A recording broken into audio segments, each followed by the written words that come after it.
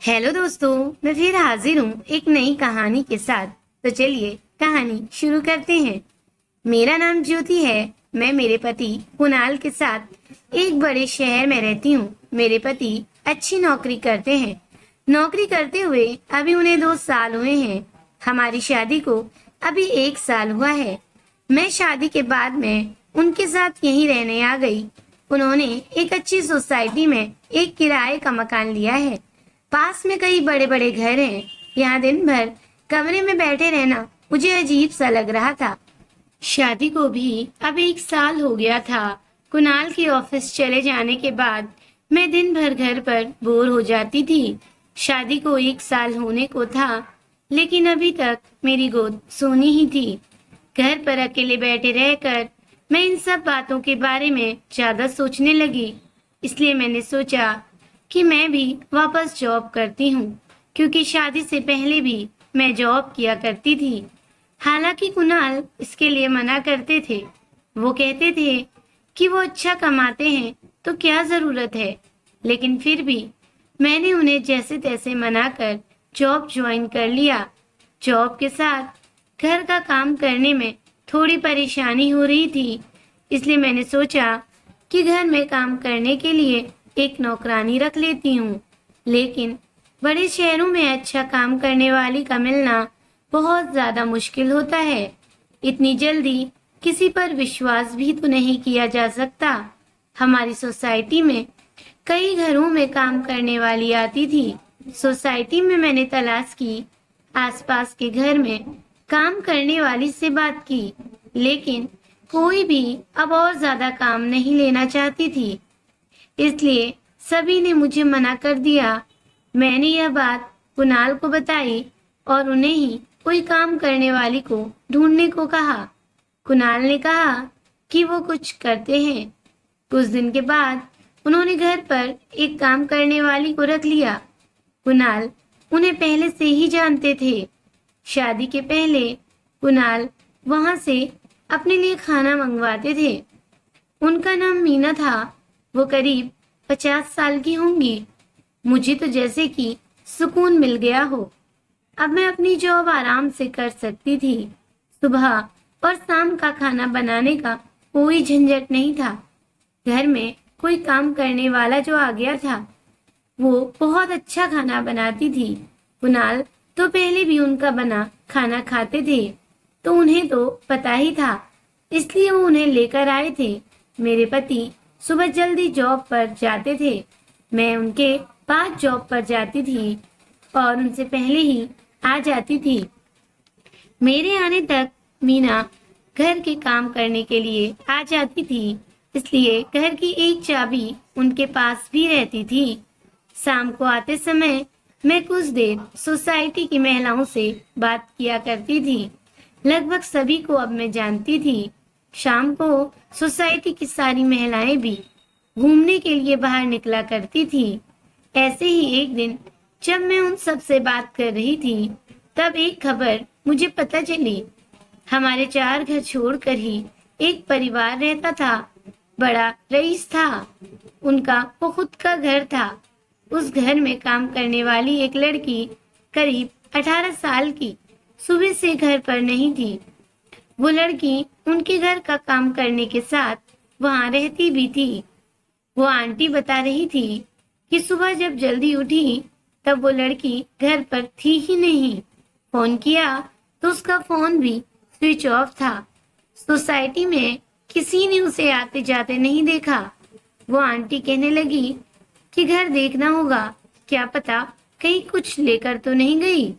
लड़की तो अच्छी थी, लेकिन आजकल कब कोई बदल जाए इसका पता कहाँ चलता है। उस लड़की को मैं भी मिली थी। अच्छी लड़की थी, बात तो अच्छे से करती थी। इतना ज्यादा मैं उसे जानती नहीं थी, बस 1-2 बार ही आते जाते मिली थी। शाम की सारी बातें और घूमने के बाद मैं घर आई। कुणाल मेरे आने के कुछ घंटों बाद आते थे, लेकिन आज मैंने उनकी गाड़ी घर के बाहर देखी। वो इतनी जल्दी आज कैसे आ गए? यही सोचते हुए मैं दरवाजे की ओर जा रही थी दरवाजा मैंने अपनी चाबी से खोला, लेकिन वो नहीं खुला क्योंकि उसे अंदर से बंद किया था। मैंने डोरबेल बजाई, लेकिन कुछ देर खड़ी रहने के बाद भी दरवाजा नहीं खुला। थोड़ी देर बाद वो आए और उन्होंने दरवाजा खोला। कुणाल ने कहा, तुम आ गई। उनके चेहरे पर एक अजीब सा डर था। मैंने पूछा, क्या हुआ? इतने डरे हुए क्यों लग रहे हो? वो बोले, कुछ नहीं, मैं नहा रहा था। दरवाजा मैंने अंदर से बंद कर दिया। तुम्हारी आवाज सुनाई नहीं दी। उनकी बात सुनकर मैं अपने बेडरूम में चली गई। सुबह से घर से बाहर थी तो मुझे बड़ी थकान हो रही थी। बेडरूम का दरवाजा बंद करना मैं भूल गई तो हवा से इधर उधर हो रहा था। जब दरवाजा खुला होता है तो मेरे बेडरूम के मिरर से हमारे हॉल का बाथरूम दिखाई देता है। मैं मिरर के आगे खड़ी होकर अपना मेकअप निकाल रही थी कि मुझे वो लड़की मिरर में दिखी, वो भी हमारे हॉल के बाथरूम में। कुणाल भी उस बाथरूम में घुसा जिसमें वो लड़की पहले से ही थी। यह सब मैंने क्या देखा, मुझे यकीन ही नहीं हुआ। इतना दिखने के बाद मेरे बेडरूम का दरवाजा फिर से हवा से बंद हो गया। मुझे अब बाहर का कुछ दिखाई नहीं दे रहा था। मैं अपना सर पकड़कर अपने बिस्तर पर बैठ गई। मैं सोच रही थी बाहर जाकर देखूं और जो भी मैंने देखा वो सब गलत हो। धीरे धीरे अपने बेडरूम का दरवाजा खोलने के लिए गई।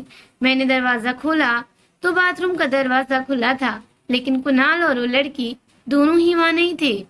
मेरी स्थिति उस समय क्या थी मैं बता नहीं सकती। मैं यह क्या सोच रही थी कि कुणाल उस लड़की को कैसे जानता है। वो लड़की जब मैं यहाँ नहीं थी तब कुणाल के साथ क्या कर रही थी, और अब कुणाल उसे लेकर कहाँ गए हैं। मैंने सोचा कि मैं कुणाल को फोन करूं। मैंने उसी समय फोन किया। कुणाल ने कुछ देर बाद फोन उठाया। मेरे कुछ पूछने से पहले ही कुणाल ने कहा कि मुझे कुछ काम आ गया, मैं बस थोड़ी देर में आता हूँ। इतना कहकर कुणाल ने फोन काट दिया। वो मुझसे झूठ बोल रहे थे। आखिर ऐसा क्या कर रहे थे जो उन्हें मुझसे झूठ बोलना पड़ रहा था। मैं अपने आंसू रोक नहीं पा रही थी। अपने दिल को समझा रही थी कि कुणाल से बैठकर एक बार बात कर लूंगी। अभी से कुछ भी मत सोच, शायद कुछ और बात होगी। लेकिन फिर भी यही ख्याल आता कि आईने में मैंने उसे देखा। थोड़ी देर बाद हमारी काम वाली मीना भी आ गई। उसने मुझे इस तरह चिंता में देखा तो पूछा कि मैडम क्या हुआ। मैंने उसे कुछ नहीं कहा और कमरे में चली गई। कुणाल करीब 2 घंटे बाद घर आए। उनकी शक्ल देखने पर मुझे बहुत गुस्सा आ रहा था। मैंने पूछा कि कहाँ गए थे। वो बोले, ऐसे ही कुछ काम आ गया था। वो फिर मुझसे झूठ बोल रहे थे। मुझे बहुत गुस्सा आ रहा था, लेकिन मैंने अपने गुस्से पर काबू किया क्योंकि घर में मीना भी थी। मैं नहीं चाहती थी कि यह बात बाहर जाए। मैंने सोचा कि रात में इस बारे में कुणाल से बात करूंगी। हम लोग दोनों खाना खाने के लिए टेबल पर बैठे थे। मीना खाना लगा रही थी। खाना लगाने के बाद मीना बोली, साहब बहुत अच्छा काम किया आज आपने। कुणाल बोले कि थोड़ा और लेट होते तो बस छूट जाती, इसलिए मैं आते ही चला गया। मैंने पूछा, क्या बात हो रही है? मीना बोली, मैडम वो एक लड़की थी जो यहाँ पड़ोस में 4 घर छोड़ के उनके यहाँ काम करती थी और रहती थी। मैंने उनकी बात काटते हुए कहा, हाँ सोसाइटी में, सुबह से नहीं है, कहाँ है? मीना ने फिर कुछ ऐसे बताया जो मैंने सोचा भी नहीं था। मीना ने कहा, वो एक छोटे से गांव की है। घर की हालत ठीक न होने के कारण उसे यहाँ काम करना पड़ रहा था। लड़की अपने घर जाना चाहती थी, लेकिन उस घर की मालकिन उसे जाने नहीं दे रही थी। उसे पैसे भी नहीं दे रहे थे। उस घर में दिन रात उसे 8 लोगों का काम करना पड़ता था। जब वो काम पर लगी थी तब सिर्फ 2 ही लोग थे, लेकिन थोड़े दिन बाद 8 लोग आ गए, उन्हीं के परिवार के। उसने काम छोड़ने और जाने को कहा तो उन्होंने उसे कहा कि तुम नहीं जा सकती जब तक हमें कोई दूसरी काम करने वाली नहीं मिलती। उसके पैसे भी नहीं दिए। काम करने वाले मिलना मुश्किल है, वो भी इतने बड़े परिवार के लिए। वो कैसे भी यहाँ से निकलना चाहती थी। उस घर की मालकिन उस पर नजर रखती थी। उसकी हालत के बारे में मुझे पता चला। वो उस दिन सुबह आपके जाने के बाद यहाँ आ गई। आप लोग गए तब वो यहीं थी, बहुत रो रही थी। मैंने साहब को सारी बात बताई। आपसे ज्यादा मैं साहब को जानती हूँ, इसलिए मैंने आपको नहीं उन्हें बताया और उसकी मदद करने को कहा, क्योंकि मैं जानती थी कि साहब दिल के बहुत अच्छे हैं। वो उसकी मदद जरूर करेंगे और साहब मेरी मदद के लिए तैयार भी हो गए। इसलिए साहब उसे उसके घर की बस में बैठाकर अभी आए। कुणाल ने कहा कि इसलिए मैं ऑफिस से भी आज जल्दी आया। जब मैं आया तो वो बाथरूम में छिपी थी, डरी हुई थी। मैं उसे बात कर ही रहा था कि अचानक तुम आ गई और वो फिर बाथरूम में छिप गई। इतना सब इतनी जल्दी हो गया कि तुम्हें बताने का समय ही नहीं मिला और मैं उसे लेकर बस स्टैंड चला गया। तुम्हारा फोन आया तो मैंने सोचा कि घर जाकर आराम से सारी बात बताऊंगा। लड़की सीधी थी, वो खुश थी कि अपने घर जा रही है। मीना और कुणाल की बात सुन मैं चौंक गई। मैं सोच में पड़ी ही थी कि मीना ने कहा कि बाहर छोटे शहर में काम करने वाले जो आते हैं वो भी इंसान ही होते हैं। यह बड़े लोग पता नहीं कब समझेंगे। अपने स्वार्थ के लिए उसे रखा था। उसकी बात सोचने लायक थी। इसी के साथ ही मेरे दिल ने एक तसल्ली भरी सांस भी ली। मैंने मेरे पति को कितना गलत समझा। उसने एक सीधी सादी लड़की की मदद की। मैंने मीना को कहा कि अगर अब कभी भी तुम्हें ऐसा कोई और दिखाई दे तो तुम मुझे बेफिक्र होकर कह सकती हो। हम इंसान हैं, सभी अपना जीवन अपने हिसाब से जीने का हक रखते हैं।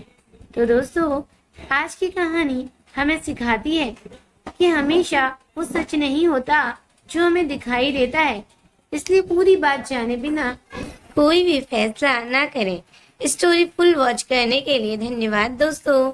अपना प्यार और सपोर्ट यूं ही बनाए रखें।